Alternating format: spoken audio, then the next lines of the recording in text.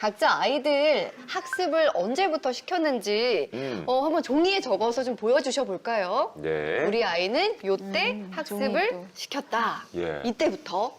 오. 예. 많은 3개월. 3세 한글. 3개월 됐어. 와. 3세도 있네요. 한글. 네, 보통 5세, 6세, 시간도 밑에 7세. 적어주셨으면 좋았겠다. 네. 보통 15분, 3개월. 20분이거든요. 첫째 30개월 한글. 와, 39개월 영유. 네, 일단 우리 권희원 어머님. 첫째는 30개월에 한글을 가르치셨는데 둘째는 만 6세에 시작을 하셨다고 적어주셨습니다. 네. 한번 연결해서 그러겠네요. 이야기 좀 나눠보겠습니다. 왜 둘이 다를까도 궁금하네요. 그러게요. 네. 이유가 있을까요? 정말 이렇게 첫째와 둘째가 다른 이유가? 일단 첫째는 모든 부모들이 그렇겠지만 첫째는 다 자기 아이가 천재인 줄 알잖아요. 그렇죠. 예. 말을 한마디만 해도 이제 막 글쓰기를 가르쳐야 될 것 같고 뭐 A가 뭔지 궁금해만 해도 영어를 가르쳐야 할 것 같고 약간 그런 느낌이 있어서 그게 호기심이라고 생각을 했고 그게 저 나름으로는 적기라고 생각을 했던 것 같아요. 근데 그게 거부감 없이 따라주니까 그래서 계속 시키긴 했었는데 사실 입학을 하면서부터 문제가 좀 생겨가지고 오.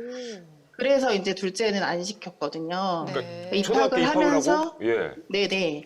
그래서 오히려 저는 영어를 공부를 몇 년을 못 시켰었어요. 너무 아이가 심하게 거부해서. 그래서 거기서 조금 충격을 받아서 이게 아이가 이렇게까지 거부하는 거면 진짜 좋아서 했던 게 아닌가 보다. 그래서 둘째는 본인이 하고 싶다고 할 때만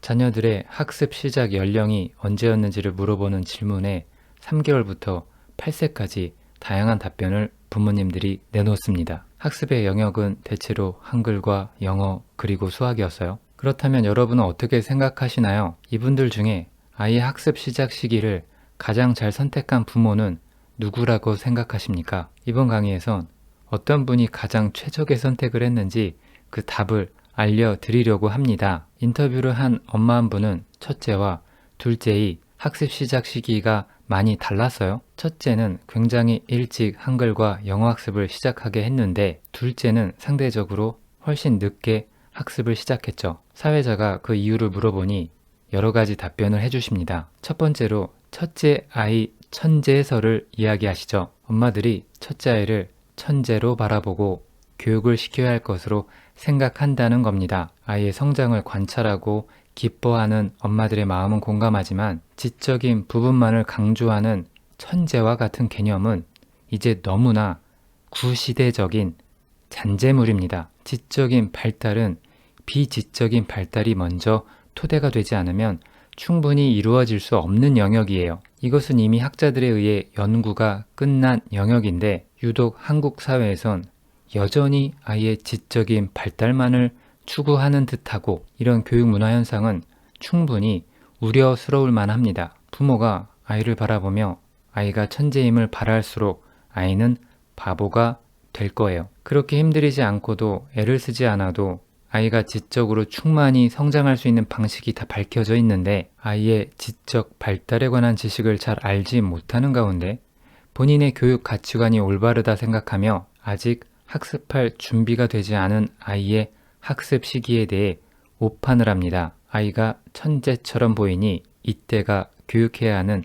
적기라고 생각하는 거죠. 그래서 이때부터 엄마들의 실험이 시작됩니다. 한글, 영어 등의 학습을 시작하고 아이가 잘 따라오는 것 같으니 학습량을 늘리기 시작해요. 대체로 만 7세 이전에 시작하는 문자 학습은 시기적으로도 아이에게 부적절한데 학습량이 과도한 것도 큰 부작용을 발생하게 합니다. 아이가 거부감 없이 따라온다고 생각하는 건 엄마들의 착각입니다. 아이가 엄마를 사랑하니까 그냥 참고 해주는 것 뿐이에요. 엄마가 원하는 걸 아니까 오롯이 그 스트레스를 조그만 아이가 견디고 사는 것 뿐입니다. 그런데 아이가 그 조그만 몸과 머리로 그 스트레스를 견디는 것엔 한계가 있어요. 취학 전에 부적절하며 과도한 문자 학습 때문에 아이는 뇌에 큰 스트레스를 받으며 성장하게 되고 이 때문에 아이의 뇌 발달이 저해됩니다. 적절하게 발달했어야 할 뇌의 정신 기능들이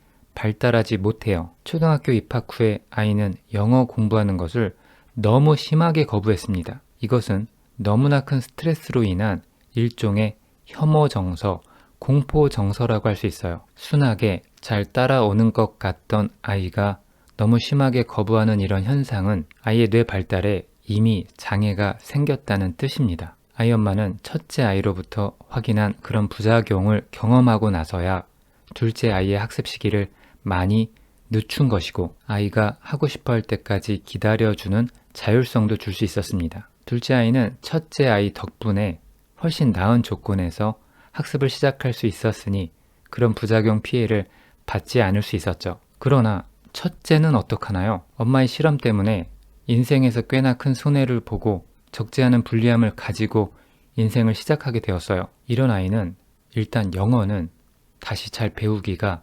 현실적으로 불가능합니다. 우리 한국 부모님들도 이런 사례들을 좀 확인하시고 육아와 교육에 관한 지식을 공부해서 아이를 가지고 실험하는 일이 없기를 바라겠습니다. 이미 올바른 방법들이 밝혀져 있는데 왜 실험을 하십니까? 아이 교육과 관련해선 반드시 잘 된다는 근거를 가지고 확신을 가지고 하시는 겁니다. 너무 이른 시기에 하는 문자 학습은 아이의 뇌 발달을 방해해요. 이런 과학적 사실은 독일, 핀란드, 영국 같은 유럽 선진국들이 취학 전 문자 교육을 매우 엄격하게 금지하고 있는 근거이기도 합니다. 아직 물리적으로 성장하지 못해 준비되지 않은 뇌로 학습을 하는 아이들은 뇌에 부담이 가해져 이후에 정상적으로 발달해야 하는 뇌 기능들이 방해받습니다. 이른 시기의 문자 학습은 아이의 뇌에 전기 충격을 지속적으로 가하는 것과도 같아요. 이런 사실의 증거가 바로 이번 사례에서 나온 것처럼 너무 이른 시기의 영어 조기 교육이 아이가 영어 공부를 너무 심하게 거부하는 것과 같은 부작용을 일으킬 수 있다는 겁니다. 너무 이른 조기 교육은 초등학생이 초중등 과정을 건너뛰고 고등 수학을 배우게 하는 것과도 비슷해요. 조그만 아이의 정신이 얼마나 스트레스 받고 힘들겠어요.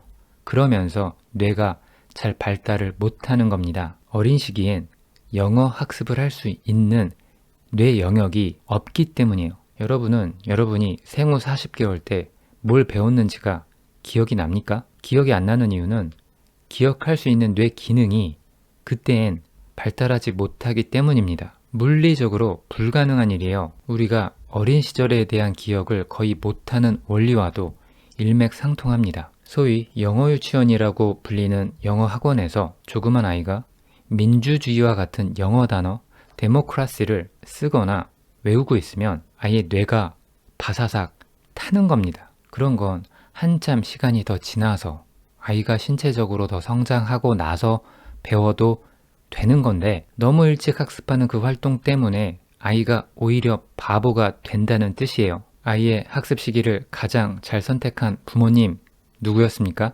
여기 유일하게 청일점인 8세라고 해주신 아빠입니다. 대체적으로 만 7세에 학습을 시작해야 아이가 무탈하게 학업을 잘 수행할 수 있어요. 아이가 84개월쯤은 물리적으로 신체적으로 성장해야 문자 학습을 잘 소화할 수 있는 뇌가 준비된다는 뜻입니다. 인지심리학의 아버지 장 피아제가 도덕성 연구를 수행하면서 아이들을 두 그룹으로 나누었는데 그 기준은 만 9세였어요. 피아제는 아이가 만 9세쯤은 되어야 추상적인 사고를 할 수 있다고 보았기 때문입니다. 제가 이런 사실을 전달해 드리면 학교에서 선생님들이 숫자 한글 정도는 미리 떼고 오라고 하신다. 주위에선 이미 4살 때 한글 다 떼는 아이들도 있는데 우리 아이 너무 늦는 거 아닌가? 어떻게 해야 하는가? 하면서 우려하실 수도 있어요. 그런데 그건 한국의 너무 경쟁적인 교육사회의 사정이고 오롯이 아이의 지적 발달 관점에서만 보자면 학습을 위한 적기는 만 7세 이후라니까요. 이보다 이르게 시작하면 할수록 아이의 지적 발달이 오히려 방해받는다는 것이 팩트입니다. 한국의 교육 사정이 어떻든 간에 이런 지식을 기준으로 삼고 부모가 아이 교육을 바라본다면 훨씬 더 도움이 될 거라고 생각합니다. 늦게 학습을 시작하면 당연히도 주위 아이들에 비해 뒤처지겠지만 한글, 숫자 따위야 언젠가 다 이해할 수 있는 쉬운 것들입니다. 아이가 나중에 고등학생쯤이 되면 한글 따위를 몰라서 공부를 못하는 게 아닙니다. 제 말이 어떤 것인지 직접 체험하고 싶다면 중학교 2학년 2학기에 도형 과정을 한번 직접 공부해 보세요. 한글 따위가 중학교 수학의 도형 과정을 제대로 이해하는데 도움이 되는지 확인해 보세요. 한글, 영어 따위로 힘을 빼실 이유가 전혀 없다는 거예요. 다만 힘든 것은 현재 뒤처지고 있다. 남들보다 내가 못한다는 그런 시기를 부모와 아이가 못 견딘다는 게 문제일 뿐입니다. 늦게 가더라도 올바른 방식으로 한다면 언젠가 비등해지고 오히려 앞서게 됩니다. 저는 개인적으로 좋은 교육을 받고 자랐다고 볼 수는 없지만 그래도 정말 다행인 것은 제가 어렸을 땐 이런 조기 교육 문화가 없어서 뇌 발달에 방해받지 않고 성장할 수 있었다는 점이에요. 전 유치원에도 가지 않고 학교에 바로 입학했던 조기 교육과 무관했던 아이였거든요. 취약전 시기는 지적 발달을 위한 시기가 아닙니다. 부모님이 이런 기본적 지식을 모르면 굉장히 곤란해요. 학습을 매우 심하게 거부하는 자녀와 같이 한 집에서 사는 경험을 하고 싶진 않으실 거 아니에요. 너무 이르게 아이 공부를 시작하게 하는 현상은 대체로 한국의 부모님들이 아이의 지적 발달에만 치중하며 그것이 올바르다고 생각하며 아이를 키운다는 사실을 증명합니다. 그러나 지적 발달은 비지적인 발달이 뒷받침해 주지 않으면 잘 이루어지지 않기 때문에 취약전 시기를 지적인 교육에 치중하며 아이를 키우는 육아 방식은 아이의 발달에 해롭습니다. 그것은 잘못된 방향입니다. 비지적 발달 영역이란 좀 더 구체적으로 말하자면 호기심, 자제력, 사회적 융통성 같은 지적 특성이 아닌 것들을 의미해요. 여러분은 호기심을 문자 학습을 통해 아이에게 가르칠 수 있다고 생각하십니까? 자제력을 문자 학습을 통해 가르칠 수 있어요? 사회적 융통성을 조기 교육을 통해 아이에게 가르칠 수 있습니까? 이런 비지적인 특성을 취약전 시절에 잘 발달시킨 아이들이 공부도 월등하게 잘하게 된다는 사실입니다. 이것들은 지적인 특성이 아니기 때문에 비지적 특성이라고 불리는 것이고, 그렇다면 한국의 부모님들은 한글, 영어 따위로 힘을 빼지 마시고 이런 비지적인 특성들을 아이가 어떻게 개발할 수 있는지에 대해 배우셔야겠죠. 계속 강조하고 있지만 아이가 나중에 크면 한글 따위를 몰라서 공부를 못하게 되는 게 아니란 말이에요. 한글 몰라서 공부 못하는 학생이 있습니까? 저는 대학원에서 교육공학을 전공하기도 했고 이 오랜 시간 동안 교육 활동을 하며 학습이 어떻게 해야 잘 이루어지는지 명확하게 이해하게 되었어요. 아이의 지적 발달을 위해서라도 지적 발달보다 훨씬 더 중요한 비지적인 발달에 대해 모든 부모님들이 배워보시기를 제안해 드리겠습니다. 이런 학습에 혹시 관심이 있다면 온라인 클래스 인생 날리지를 활용해 주시고요.